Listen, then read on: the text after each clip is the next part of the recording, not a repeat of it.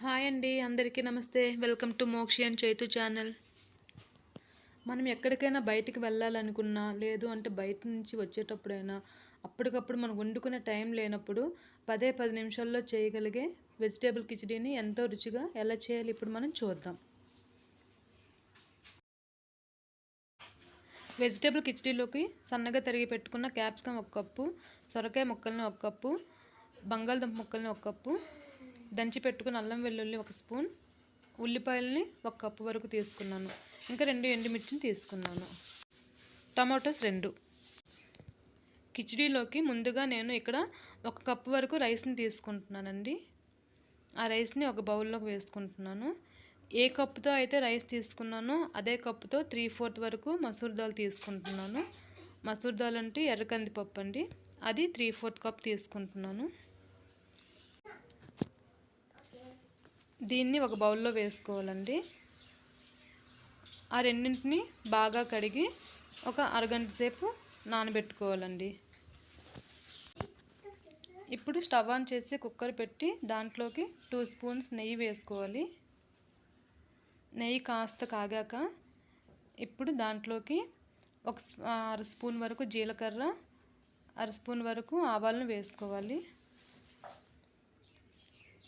ఆవాలు జీలకర్ర కాస్త వేగాక ఇప్పుడు దాంట్లోకి కట్ చేసి పెట్టుకున్న ఉల్లిపాయలని వేసుకోవాలి. ఉల్లిపాయలని కాస్త వేయించుకోవాలి. అవి కాస్త వేగాక ఇప్పుడు దాంట్లోకి దంచి పెట్టుకున్న అల్లం వెల్లుల్లిని వేసుకోవాలండి. అల్లం వెల్లుల్లి పచ్చివాసన పోయే వరకు వేయించుకోవాలి. ఇప్పుడు దాంట్లోకి కట్ చేసి పెట్టుకున్న ఎండుమిర్చిని వేసుకోవాలి. అల్లం వెల్లుల్లి ఎండుమిర్చి ఉల్లిపాయలు ఇవన్నీ బాగా ఫ్రై అయ్యాక ఇప్పుడు దాంట్లోకి మనం వెజిటేబుల్స్ని 1 బై 1 వేసుకోవాలండి. అన్నీ ఒకేసారి వేసేసుకోవాలి. వేసుకున్నాక వెజిటేబుల్స్ అన్నీ నెయ్యిలో కాస్త ఫ్రై చేసుకోవాలి.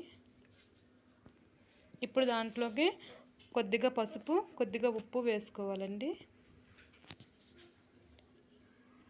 బాగా కలిపి మూత పెట్టి వెజిటేబుల్స్ అనేవి ఒక 30% కుక్ అయ్యే వరకు ఉడికించుకోవాలండి. ఒక 3 మినిట్స్ తర్వాత చూస్తే వెజిటేబుల్స్ అనేవి కాస్త మగ్గాయండి. ఇప్పుడు దాంట్లోకి మనం కట్ చేసి పెట్టుకున్న టమాటోస్ని వేసుకోవాలి.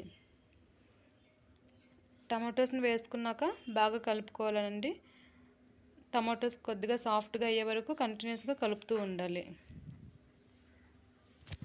టమాటోస్ అనేవి లైట్గా సాఫ్ట్గా వేయండి. ఇప్పుడు దాంట్లోకి మనం నానబెట్టుకున్న పప్పు బియ్యాన్ని వేసుకోవాలండి. ఇక్కడ నేను బియ్యము 1 గ్లాస్ తీసుకున్నాను కాబట్టి 2 గ్లాసుల నీటిలో బియ్యాన్ని నానబెట్టుకున్నానండి. కందిపప్పు 3/4కి నేను 1.5 గ్లాస్ వాటర్ వేసి నానబెట్టుకున్నానండి. ఇప్పుడు పప్పు బియ్యాన్ని వాటర్తో సహా వెజిటేబుల్స్లో వేసుకోవాలి. మనం ఆ వాటర్ని వేస్ట్ చేయొద్దండి. ఆ వాటర్తో సహా మనం వేసుకోవాలండి కుక్కర్లో.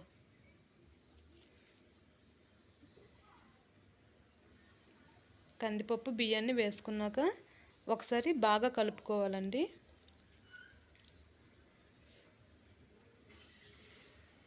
బాగా కలుపుకున్నాక దాంట్లో సాల్ట్ సరిపోయిందో లేదో చూసుకోవాలండి. ఇందాక వెజిటేబుల్స్ బాయిల్ అవ్వడానికి కానీ కొద్దిగా వేసాం కాబట్టి సరిపోకపోవచ్చు. కాస్త సాల్ట్ని వేసుకొని అడ్జస్ట్ చేసుకోవాలండి. అడ్జస్ట్ చేసుకున్నాక కుక్కర్ క్యాప్ని పెట్టి 3 విజిల్స్ వచ్చే వరకు ఫ్లేమ్ని మీడియంలో పెట్టి ఉడికించాలండి. 3 విజిల్స్ తర్వాత చూస్తే వెజిటేబుల్ కిచడీ అనేది రెడీ అయిపోయిందండి. నెయ్యి ఫ్లేవర్ బాగా తెలుస్తుందండి, చాలా బాగుంది. వేడివేడిగా తింటే చాలా బాగుంటుందండి.